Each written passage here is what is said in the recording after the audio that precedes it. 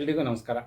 ಆತ್ಮೀಯರೇ, 2022-23ನೇ ಶೈಕ್ಷಣಿಕ ವರ್ಷವನ್ನು ಮುಗಿಸಿ 23-24ನೇ ಶೈಕ್ಷಣಿಕ ವರ್ಷಕ್ಕೆ ಕಾಲಿಡ್ತಾ ಇದ್ದೀವಿ. ಕಳೆದ ವರ್ಷ ದೇಶದಲ್ಲಿ ಮೊದಲ ಬಾರಿಗೆ ಅಳವಡಿಸ್ಕೊಂಡಿರ್ತಕ್ಕಂಥ ಕಲಿಕಾ ಚೇತರಿಕೆ ಕಾರ್ಯಕ್ರಮದ ಮೂಲಕ ನಮ್ಮ ಮಕ್ಕಳಲ್ಲಿರ್ತಕ್ಕಂಥ ಕಲಿಕಾ ಕಂದರವನ್ನು ಹೋಗಲಾಡಿಸ್ತಕ್ಕಂಥ ಪ್ರಯತ್ನವನ್ನು ನೀವೆಲ್ಲ ಮಾಡಿದ್ದೀವಿ. ಈ ವರ್ಷ ವಿಶೇಷವಾಗಿ ವಿದ್ಯಾಪ್ರವೇಶ ಕಾರ್ಯಕ್ರಮಕ್ಕೆ ಸಂಬಂಧಪಟ್ಟಾಗೆ ನಮ್ಮ ಶಾಲೆಗಳಲ್ಲಿ ಕಳೆದ ವರ್ಷ 72 ದಿನಗಳ ಕಾಲ ನಾವು ವಿದ್ಯಾಪ್ರವೇಶ ಚಟುವಟಿಕೆಗಳನ್ನು ಮಾಡಿದ್ವಿ. ಆದರೆ ಈ ವರ್ಷ ಅದನ್ನು 40 ದಿನಗಳಿಗೆ ಇಳಿಸ್ಕೊಳ್ಳಲಾಗಿದೆ.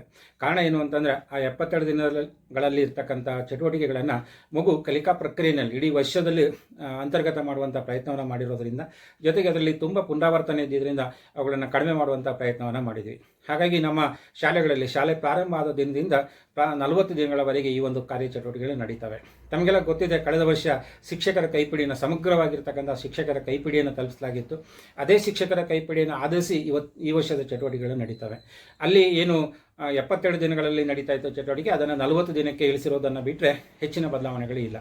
ಅಲ್ಲಿ ನಾವು ಈಗ ಏನು ಮಾಡಿದ್ದೀವಿ ಅಂತಂದರೆ, 1ನೇ ದಿನದ ಚಟುವಟಿಕೆಗಳು ಅಂತಂದರೆ ಶಿಕ್ಷಕರ ಕೈಪಿಡಿಯಲ್ಲಿರ್ತಕ್ಕಂಥ 1ನೇ ದಿನದ ಚಟುವಟಿಕೆಗಳನ್ನು ಇಲ್ಲೂ ಅಳವಡಿಸ್ಕೊಂಡಿರ್ತಕ್ಕಂಥದ್ದು. ಹಾಗೆ 25ನೇ ದಿನದ ಚಟುವಟಿಕೆ ಅಂತಂದರೆ ಅಲ್ಲಿರುವ 25ನೇ ದಿನದ ಚಟುವಟಿಕೆಯನ್ನು ಇಲ್ಲಿ ಅಳವಡಿಸ್ಕೊಂಡಿರ್ತಕ್ಕಂಥದ್ದು.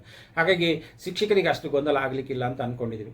ಹಾಗೆಯೇ ಕಳೆದ ವರ್ಷದಂತೆ ಈ ವರ್ಷವೂ ಸಹ 8 ಅವಧಿಗಳ ಚಟುವಟಿಕೆಗಳಿರ್ತವೆ. ಬೆಳಗ್ಗೆಯಿಂದ ಸಂಜೆವರೆಗೆ 8 ಅವಧಿ. ಅವುಗಳ ವಿವರ ಈಗಾಗಲೇ ತಮಗೆಲ್ಲ ಗೊತ್ತಿದೆ. ಹಾಗೆಯೇ ನನ್ನ ಸಮಯ ಅಂತಕ್ಕಂಥ ಒಂದು ವಿಶೇಷ ಅವಧಿ ಇತ್ತು. ಆ ವಿಶೇಷ ಅವಧಿ ನನ್ನ ಸಮಯ 2ನೇ ಅವಧಿ ಏನು ನಡೀತಾ ಇತ್ತು, ಅಲ್ಲಿ 8 ಕಲಿಕಾ ಮೂಲೆಗಳನ್ನು ನೋಡ್ತಾ ಇದ್ವಿ. ಈ ವರ್ಷ ಆ 8 ಕಲಿಕಾ ಮೂಲೆಗಳನ್ನು 4 ಕಲಿಕಾ ಮೂಲೆಗಳಾಗಿ ಪರಿವರ್ತನೆಯನ್ನು ಮಾಡಿದ್ವಿ.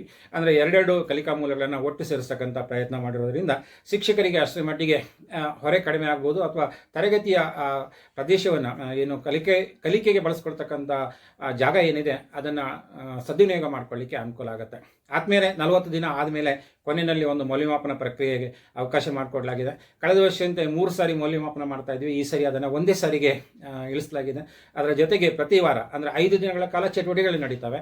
ಕೊನೆಯ ದಿನ ಅಂದರೆ ಶನಿವಾರದ ದಿನ ನಡೀತಕ್ಕಂಥದ್ದು ಪುನರಾವರ್ತನೆ ಮತ್ತು ಸಣ್ಣ ಮೌಲ್ಯಮಾಪನ. ಮಗು ತೊಡಗಿಸ್ಕೊಳ್ತಕ್ಕಂಥದ್ದು ಹೇಗೆ, ಅವನ ಅಳವಡಿಸ್ಕೊಳ್ತಕ್ಕಂಥ ಚಟುವಟಿಕೆಗಳಲ್ಲಿ ಭಾಗವಹಿಸ್ತಕ್ಕಂಥದ್ದು, ಅವನ ನಾಯಕತ್ವ, ಅವನ ಮಾತನಾಡುವಿಕೆ, ಅವನ ಸಂವಹನ ಕೌಶಲ ಇತ್ಯಾದಿಗಳನ್ನು ನೋಡ್ತಕ್ಕಂಥ ಪ್ರಯತ್ನವನ್ನು ಮಾಡ್ತಾ ಇದ್ವಿ.